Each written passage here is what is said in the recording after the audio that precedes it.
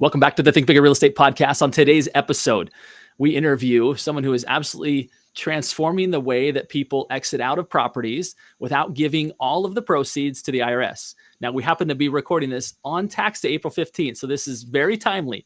Many of you who are maybe paying bigger amounts to the tax man than you'd like, kudos to you for having a great year, but also today you're going to learn strategies on how to avoid that. And more importantly, for our real estate agent audience, these strategies are going to teach you how to engage a client base that you haven't yet and really help them to maybe get out of a property that they don't want to be in anymore, that's not the right fit for them. And this will create opportunities for you. It's going to be a great episode. Excited to have today's guest. We'll introduce him here in just a minute.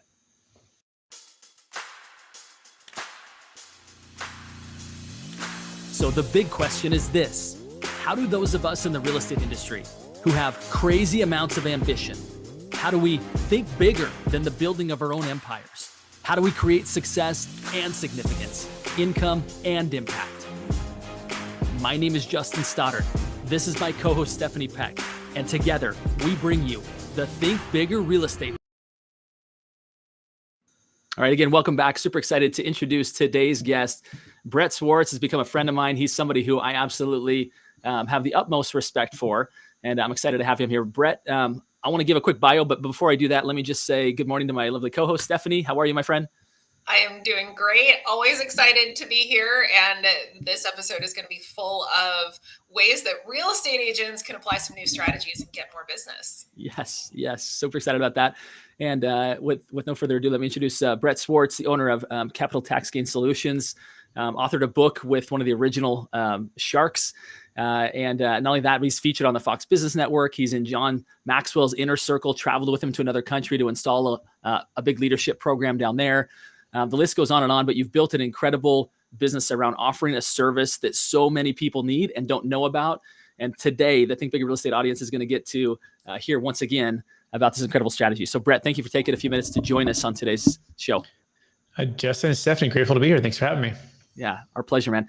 Let's dive right in. I know, again, our audience, high-producing real estate agents who want to produce more opportunities in this market. I'm familiar enough with your solutions to be dangerous, but today we're going to go in depth on them. Which one of the in fact, let's just begin with that. What would you say, Brett, is the most applicable thing, knowing what you know about the real estate industry and what you do? Tell us one tactical thing that real estate agents can do right out of the chute using your strategies to produce new opportunities, and then we'll start to unpack what specifically that looks like. Yeah, we say around here, don't pitch for new listings, unlock new listings, right? We're in a marketplace where agents are drowning in lack of deals and opportunities, right? Interest rates have obviously doubled here in the last couple of years, and things are really tough to find, especially larger exit, properties, luxury listings or commercial real estate properties. In fact, one of the biggest mistakes is thinking that the old ways of doing things are going to help you to continue to get more deals. And it's just not. You have to find ways to think beyond just the traditional, let me sell at a high price, multiple offers, do traditional marketing to drive price high. And the reality is it's not what the seller can sell for, it's what they net. And so as a quick deal story, we did an $8 million exit. This is a couple of years ago for a client in Palo Alto, a massive real estate exit where they had no choice but to use our strategy. Otherwise, the deal would have fell apart. And the problem was they had a huge tax liability, capital gains tax. In fact, in California, it's about 33% of the gain on a primary home, 37% on a commercial property. It's about an $8 million sale. They had $6 million of debt. You see their kids had moved away, 6 of them all gone. And all of his equity was tied to this property. Now, what's interesting is this is actually a top luxury agent at Keller Williams, #1 in the world multiple times. And so he's become a client of mine. And so he meets me and he says, Brett, I've never heard of this. What are you talking about? I can't even sell my house because I have so much debt. And even after, if I were to sell it, I have so much tax, I have zero proceeds. So what's the point of even selling? And I said, well, if there's a way for you to pay off your debt, defer all your capital gains taxes and get passive and diversified, would you sell your house? I said, I would. And so we literally saved the deal by what we call building a capital gains tax exit plan.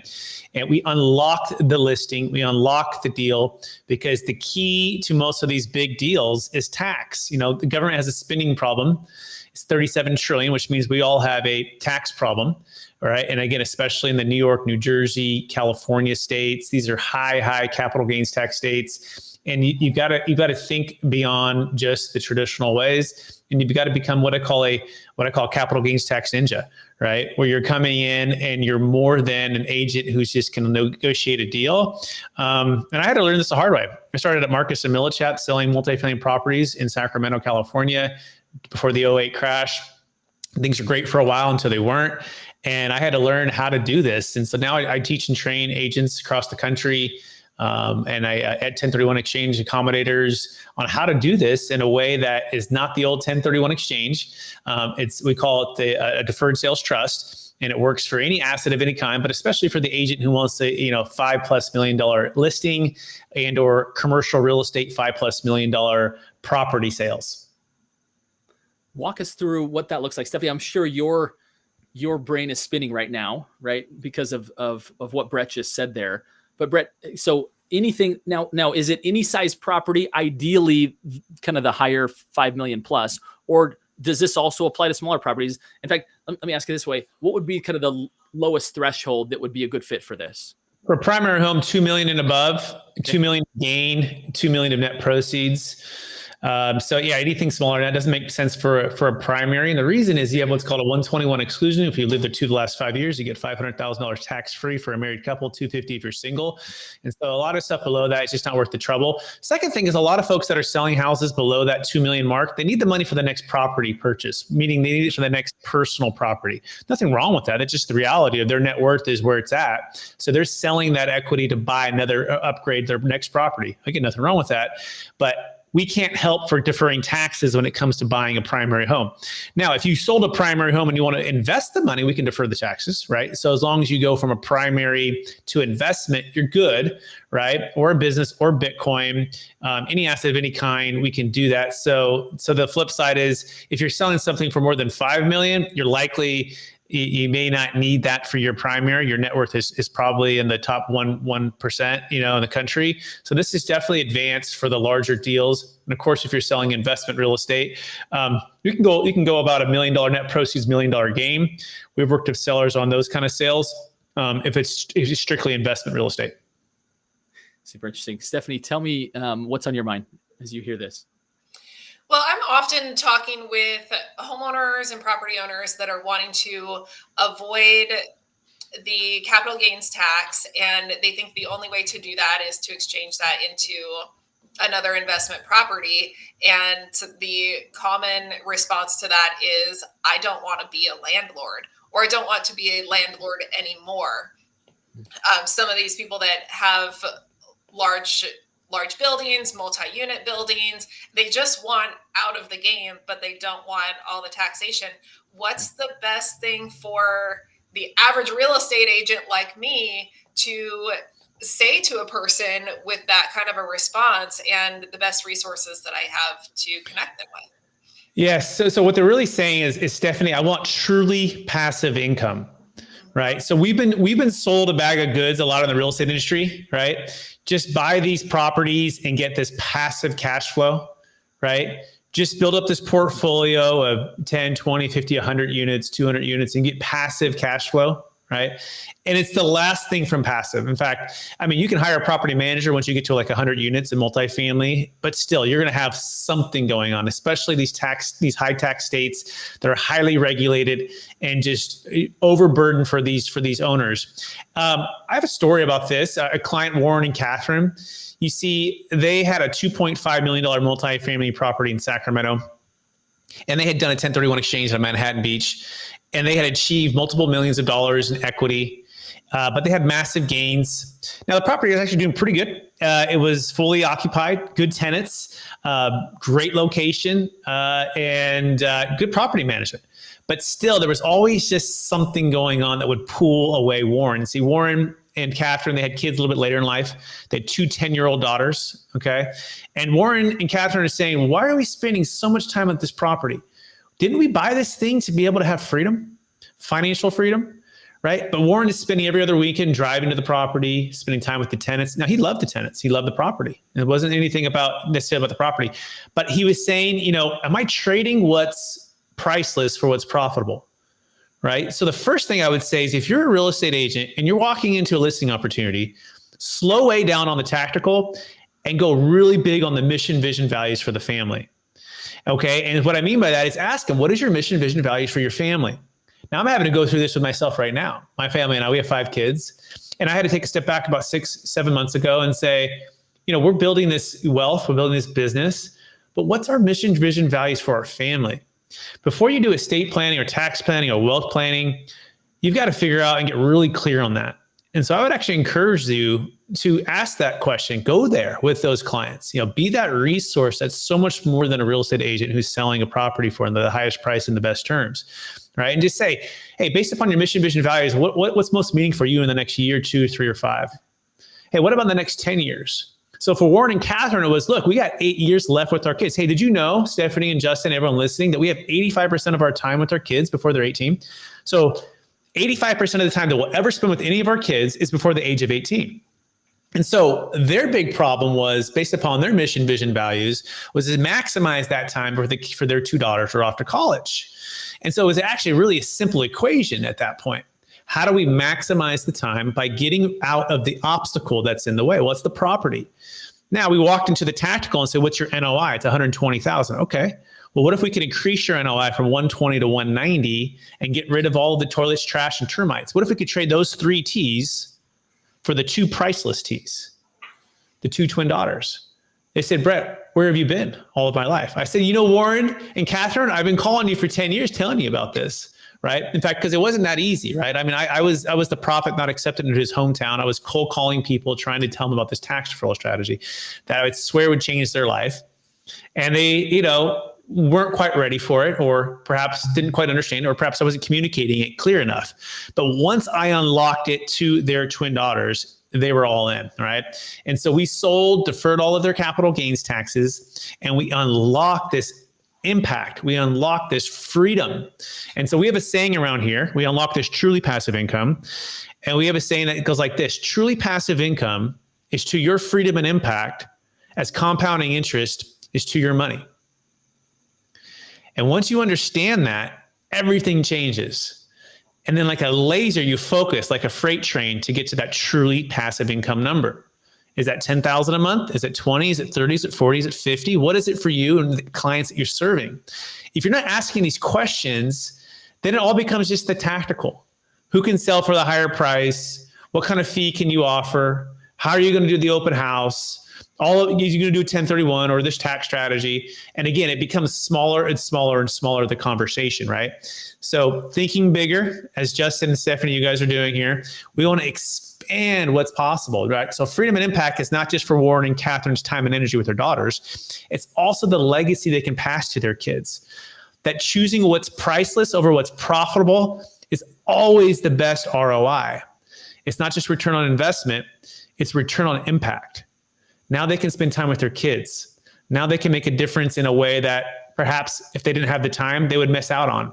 Now they don't have those regrets. If you go back to if you look at the top things that people look at for what they regret in life when they die, and one of the top ones is not spending time with family members, right? As much as I'd like to. If you look at the top regrets of hard driving entrepreneurs, CEOs, business owners, top real estate agents, what you'll see is not spending enough time with my kids, right? And so when you can unlock these things for your clients, you become like the Batman. Remember when they tell them, become more than the Batman, become an idea, right? Well, this idea is freedom and impact. That's possible, but people need the strategy, but they also need you as the guide. And so this is what we empower people to do. So I hope that helps, Stephanie, on that question. I think you blew us away, Brett. And it's completely consistent with our vision here at Think Big Real Estate, which is success and significance. Oftentimes those are exclusive, right? Either I'm going to go become very successful, pursue a great career, and I'll worry about the kind of the more weightier matters down the road, right? And unfortunately, as you described, that's not really how it works, right? Is that if you delay what's most important till later on, oftentimes those priorities continue with you, and or you get kind of a later life full of regrets and relationships that could have been. And so what you're saying here, I think, speaks to each and every one of us who are truly success and significance oriented, that we want to be able to have both. We want to be able to have the success. And I think passive income solves much of that because you're able to have both the money and the time. And all too often we chase the income without actually strategically thinking, how can I produce passive income out of this? I think it's a really powerful conversation that, and again, this stepping into a listing appointment and having a conversation about mission, vision, and values is a very different proposition than I would say how most people step into that. Would you agree, Stephanie? Yes, absolutely. And return on impact is going to be my new motto. Yeah, it's, when you look at all the different ways that you could invest and the things that you could to produce income now, you have to ask yourself, like, how many zeros do you need to stack in a bank account to feel like you've accomplished something, versus taking a look at it to say, how much passive income do I need to be able to be free, right? To be able to invest that back into the people that matter the most to me and the causes that matter the most to me. So it's really a beautiful offering, Brett, that you've put together and made very simple for not just property owners to engage, but for real estate agents to engage you in bringing you to the table for that. And I'm assuming that's that you can share a little bit with us. So let's say somebody today is listening. They're like, yeah, I've got clients who I'm pretty sure would benefit from this, and I'd love to have that conversation. What would you recommend as kind of opening that conversation, and specifically, what are they looking for? Yeah. So you're no longer a real estate agent selling real estate. You are a truly passive income freedom fighter. And you're literally, the only thing you're ever going to focus on is, how do I unlock the most amount of freedom and impact for you, Mr. Client? And that could mean buying that new house, that new location, and that new city, or, whatever it is, right? But it could also mean selling and helping them to defer capital gains taxes and invest into things that are giving double-digit returns, that are doubling or tripling their cash-on-cash return, and literally seeing like their jaw drop and say, wow, I didn't know this was possible. And it changes people's lives. It's literally transformational for families. And so I'll just give you some deal stories to bring this to life. We did a $13 million exit for a client out of San Diego who sold a car wash, right? And we deferred around 40%, 100% of the capital gains taxes, but about extra 40% in proceeds. We just did an $8 million business sale out of Massachusetts, $17 million land sale out of Texas, $8 million business sale out of Colorado, $16 million dental practice sale out of Oregon. And you say, well, Brett, why are you telling me about business sales? I just sell real estate. No, you don't anymore. You're a truly passive income freedom fighter.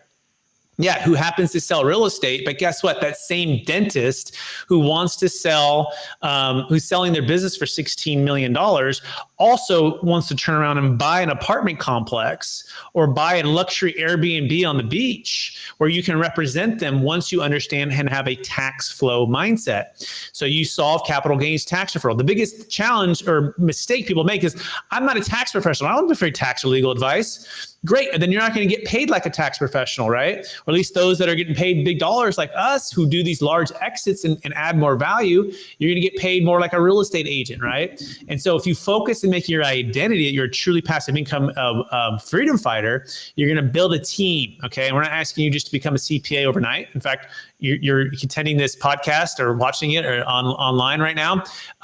Guess what? We've got a lot of this done for you. We're like a qualified intermediary, if you will, who allows you, who gives you an opportunity to learn and grow and advance in your tax deferral strategy, understanding, and knowledge, but also it's a team to help close these deals, right? Especially these deals that are larger. So that's what I would say. It's just really, the identity piece is really big for folks.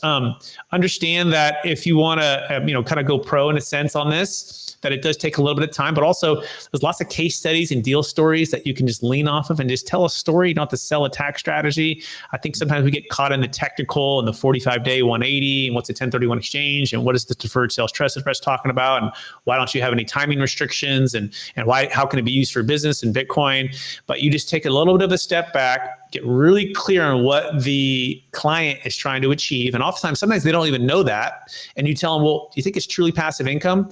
And then they say yes, which 99% will say yes. And when they do, then you say, well, let me tell you about a couple stories of how some people have gotten there through a capital gains tax deferral solution. In fact, our strategic alliance is capital gains tax solutions. And maybe even just listen to this podcast and then tell me if you're interested. If you're not, no worries. But if so, I'd love to help you list your property and unlock that. So I think it's that mindset. It's that practice. It's digging in, it's buying the book, whatever, right? I mean, you can do all the things, but I think at the end of the day, if it doesn't start with that identity, then it's really tough to kind of move the needle for the agent who's listening to this. You know, I'm a big proponent of stories, Brett. I think in this day and age where people can get information from immediately from anywhere, right? That just having being able to share facts is not that valuable anymore. What people want are facts that are correlated with the story. And I've noticed that as we've gone throughout this episode, you're very good at that. You share the details. You say, let me tell you a story because it brings it to life. And ultimately, as professionals, the unique thing that differentiates us from AI and every other bot-powered system out there is that we are human. We do have a human story. We do have feelings, emotions. And by sharing human stories, people connect to us. And then they want to learn the facts. And so I think your strategy there of having several stories, case studies that you can come in and tell and say, you know what, your situation reminds me of someone else's story. Let me tell you about this couple, a partner of mine, right? Brett could be a partner of yours, helped some clients do this exact thing. If it's helpful to you, I'd love to connect you to Brett, right? Stephanie, or Brett and or Stephanie, what feedback would you give to me about that strategy? Stephanie, you go first, then I'll go. Well, I always love that strategy because when you're telling a story, there is someone else that is in that same situation and they relate to that.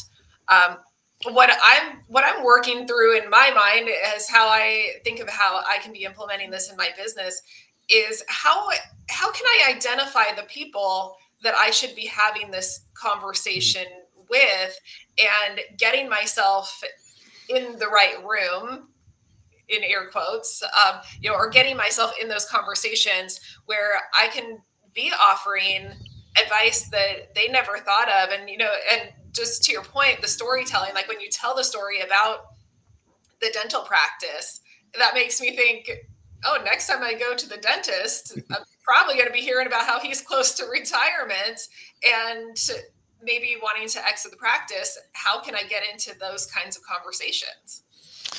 I think that's exactly right. It's literally everywhere. I mean, we're going through the largest wealth transfer in the history of the planet. Some quick stats: 84 to 100 trillion is transferring from the baby boomers to the millennials in the next 15 years. 50% of all the wealth in America is tied to high-end primary homes, businesses, private equity, and commercial real estate.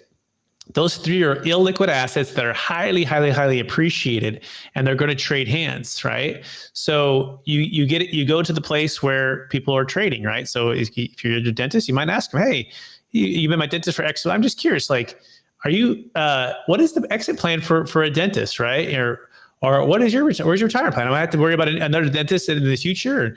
I heard of, hey, I want to tell you a story. You might even just start out right. Hey, there's some dentists up in Oregon. This is an actual story.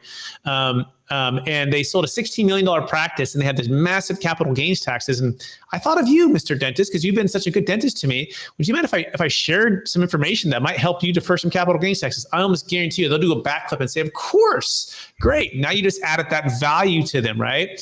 And then, that's key. Add value, add value, add value.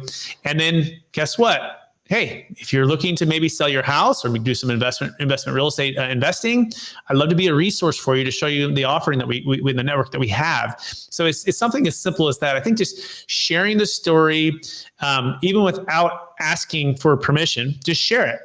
And the story itself will invite that curiosity, right? So I think sometimes we're like, well, I don't know if they want to hear that. Of course they want to hear it. It's tax. It's massive, right? Especially if they have a booming practice. So I think being bold to share the story is really important, is what I would say. Lean on being bold. And you're like, again, you're a tax freedom. You're a truly passive income freedom fighter, right? You're a capital gains tax deferral ninja. Like whatever it is, you got to tell yourself, like this becomes your identity beyond just selling real estate, right? And then tell the stories, right? I'll give you a couple other ones. We did a Bitcoin exit for a client out of San Jose. Okay, so she bought Bitcoin for about $50,000 worth of Bitcoin. This is a long time ago. Well, guess what? It went to $50 million. Okay. She never sold anything until she found us. And then she was able to exit $5 million at 54,000 a coin, defer about 1.85 million of tax, invest that into a business venture. That same, 45 million went up to like 70 million, then it dropped to like 15 million, and now it's over like $100 million. Okay, so like just think about that. Like this is one person, one client who, and she's in her 30s. And she's worth $100 million. Okay. And man, I mean, we haven't bought any real estate. We've been waiting for the market to shift, but now she's in the process of buying real estate right now because the market has gone down. But those are the kind of things that unlock, like you have this strategy that unlocks that kind of thing. Like, so you start thinking, who's in my network? Who has Bitcoin? Who has a business? Who has investment real estate? Who has a primary home? So your farm, in a sense, becomes a bit bigger, right? And then you say, I will figure out a way to connect my resources and my network, and there'll be a way to get paid somehow, some way, and all of that with transactions or referral fees. We pay referral fees, right? I mean, this is that's kind of the mindset that I would take on that for everyone listening. I love it. So many opportunities, right? I think as we drive down the road, we see businesses right and left, right? Stephanie, you talked about the dentist. You'll probably go visit, twice a year, right? That's at least my frequency with my dentist. And I know he actually just purchased a practice from his father. So, I mean, that's one example, but literally as we drive down the road, there's real estate and successful businesses on every corner, right? And it becomes, how do we get into conversation with them to really give them a path that they don't know exists, right? Which creates tremendous opportunity for both sides. I think creating content like this, right? Like you could literally go on and create content, and you could look, if you sold anything the last 24 months or even the last couple of years, anything more than $2 to $5 million and greater, you could do a case study, be like, I just sold this, or someone else's case study, be like, I sold the house here, but this one was worth 5 million. And had they done this tax strategy on this property, and you can literally show the Redfin, here's the sales price. Here was what the old sales price was. Their gain was at least $5 million. Let's say they owned it for like 20 years. They paid at least this amount of tax outside of tax deferral strategies. And you're literally just sharing your screen, right? And then they go, oh, wow. Well, if you're interested, I can show you how to defer that capital gains tax, right? So understanding, I think a couple things. Well, let's give you some education here real quick. Adjusted basis, right? What did they pay for it? Plus improvements minus depreciation. Just to keep it simple, go on Redfin and say, what do they pay for it? You can go to Palo Alto. These are, again, more luxury areas. So this may not apply to you if your houses that you're selling are basically less than $1 million, $1.5 million. This is not it. Okay. But in Tahoe, the California side, especially, right? Palo Alto, Hollywood, La Jolla, like any high places in New York. So these are like massive 5 million and above. You go to that neighborhood, you pull up the Redfin, you start creating content around that and say, okay, they bought it for about $1 million. It's worth 10 million. If they were to sell, let's just use a 30% tax. They're going to pay about 30% on the 9 million. They bought it for $1 million. They're selling it for 10 million. They got about 30% on that $9 million gain, right? That you can just create that content and just, put it out onto your social media and say, hey, I'm not just a real estate agent. I'm also a capital gains tax deferral freedom fighter, however you want to phrase it, truly passive income freedom fighter. If your gain is 9 million, you're going to pay in New York or Jersey or wherever you're at, 35%, California, 33%. And this is about the tax. If you were to sell this house, in fact, this one just sold 2 weeks ago, I think the tax is probably about there. I want to help solve that. Had that owner hired me, I would have solved that problem for him. Don't get caught in that same position. Hire me and I'll solve that for you through our strategic alliance. You don't have to get any more complicated than that, right? So these are practical things you can literally do right now from sharing your screen, creating the content, right? So that's another little tip that I would encourage you to do. It's beautiful. It's beautiful. Any further questions on this before I have one more to kind of wrap us up, Stephanie? Anything you want to chime in or add? No, I mean, I think just take this strategy, put some content out, and imagine if you took that case study and you send something in the mail to 10 of those neighbors. There's a good chance one of them is going to be thinking about making a financial move at some point real soon. And the fact that you showed them a better path, you're going to increase your chances of getting that. Let me give you a bonus one too. One of the ones we get from a lot of sellers is, look, I love Stephanie or Justin for you to list my property, but I need my 1031 exchange lined up. Like I need you to find my up leg first. Like, I just can't afford to run around with my hair on fire for 45 days to 180. And say, okay, if there's a way to show you where you no longer had to do it, we can eliminate the need for the 1031 exchange. Write that down. If I could help you eliminate the need for the 1031 exchange, would you sit down and meet with you? Would you be open to listing and selling your property? And you literally sit down with them and say, I'm going to explain this to you. But before we get into how we're going to eliminate the need for the 1031 exchange, what's your mission, vision, values? What's your truly passive income number? What's your vision for the next 1 to 5, 10 years? Most real estate agents aren't going to ask you these questions, but I don't want to provide the tactical until I can really understand that to see if this is even something that's going to be benefit to you. Let's get that dream really clear first. Then let's figure out the obstacle. Yeah, we know the obstacle is the tax. We know the obstacle is the 1031 exchange. And I'm going to tell you how to eliminate that. And I'm going to bridge the gap. I'm going to get you to where you want to be. Okay. I'm going to get you where you want to be. And then you say, and if I could, would you? If I could help you eliminate the 1031 exchange, help you achieve the dream that you want, to spend time with your daughter, spend time with your family, to travel, to have truly passive income number of 10,000, 20,000. If I could do all of that, would you list the property with me, right? Great. Let me explain how we're going to eliminate the 1031 exchange and do this, right? So make sure you're doing it in the right order, right? And when you're calling somebody, it's not having the meeting, you're calling them to get the meeting. When you're in the meeting, you're not necessarily just presenting it, right? You're in the meeting to see if the proposal is even warranted, right? Like, these are just basic ABCs that we cannot forget as professionals, and having it go so fast, right? Take it as a professional, walk through the sales process with them. They come back and present the proposal as a solution to their needs and their challenges. But the last thing I'll say is we have what's called the best 1031 exit plan. This is the tactical. We give people the ability to do a regular 1031 exchange, and we can save a failed 1031 exchange. So, Mr. Seller, I understand that you want to go for a 1031 exchange, and I understand that's really important to you to defer this capital gains tax. Well, we have a strategic alliance who has what's called the best 1031 exit plan, which gives you the ability to defer the capital gains taxes through a regular 1031, or in case it fails, you can take a quick exit and have a little parachute to save the failed 1031 exchange into a trust type of structure, which doesn't require any toilets, trash, or termites. In fact, I think it's even better than the 1031, but I want to give you both options because I don't want to limit to you what you're trying to do. If I could show you how we can save that so you have peace of mind, not having to worry about if the 1031 fails or not, or not having to worry about me having an up leg ready to go, which we know, Mr. Seller, that even if I had the up leg, by the time you sold your property, other buyers are to buy it, right? It's the same point, right? So this is actually kind of a circular argument that doesn't really work in your favor. So I'll tell you what, let's sell the property. Let's get it under contract. Let's get it to the best 1031 plan. Let's give you both options. If I could show you how to do that, would you list the property? So we have that as well. That's another product that is incredible, where it should eliminate that challenge for let me make sure I have my exchange lined up before we sell it. The worst is you take the listing and you're right about to go into escrow, and they're like, well, where's my exchange? And you're like, we got the perfect price. We'll figure that out later. And they're like, oh, I don't know if I want to go under contract until I have my exchange line. I've been there. I'm saying this out of like pain. I'm like, I did everything like this. We're going to find it, you know? And now you're having to battle that. And you spend all this time and this energy. So this alleviates that. It eliminates the 1031 exchange need, or we give you that backup plan in case the 1031 fails. Powerful stuff, Brett. One last question for you. You spent time personally with John Maxwell down in another country, installing a leadership or a series of leadership principles into the government to really help a country begin to move beyond maybe what's holding it back. What's one key lesson you could share with real estate agents who want to become better leaders, right? Not just out kind of chasing, hustling, grinding, but actually want to attract great people, great clients, great teammates around them. Give us one quick leadership principle as we wrap up today.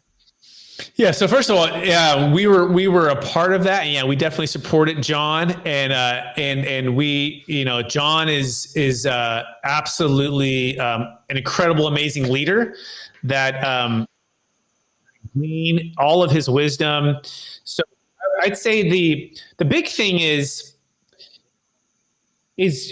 what I'm learning from John is that you got to start from the top. A lot of us sometimes when we're trying to make change, we start from the bottom, but we find that everything rises and falls on leadership. And the ability to influence a country starts at the very, very top. So the president of the country. And so what John, and what's called Beyond Success, what's really a beautiful and impactful thing is he goes to the president and says, Mr. President, we want to roll out these amazing values to your entire country. And but here's the key. It starts with you. We will not roll it out to anyone else unless you also go through this leadership roundtable. And you also get vulnerable and open. And there's a select few that you're gonna go through this. And you're a part of the transformation, and you're starting from the top. And that's been the key. He starts from the top of the government, and then the top of media, the top of entrepreneurship, the top of healthcare, the top of education. And he gets all of the leaders to buy in and to lead. They pull the rope. They don't try to push the rope, right? You can't push a rope. You got to get out in front and lead. And that's what John has done.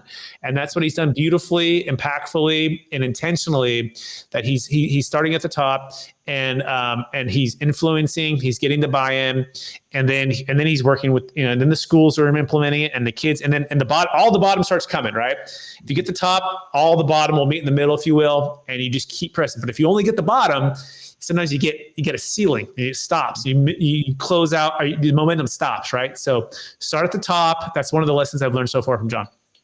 Talk about return on impact. When you think about all of the people in the world and all the organizations that could use your help, whoever's listening to this right now, I want you to think that there are people out there right now whose lives would be better as a result of you having time freedom, passive income to go pour into them. Brett's an example and has given us a tool and a vehicle that we can not only help ourselves, but also our clients to have more passive income and be able to go impact the world, even countries, leaders of nations, in tremendous ways. Like, what a marvelous gift, Brett, that you have given to all of us today, and that you are to the industry. So thank you so much for being a part of this. And my final request of everybody listening here today are these 3 simple words, and they are: go think bigger. Brett, thanks for helping us be bigger thinkers today. My pleasure. Grateful to be here.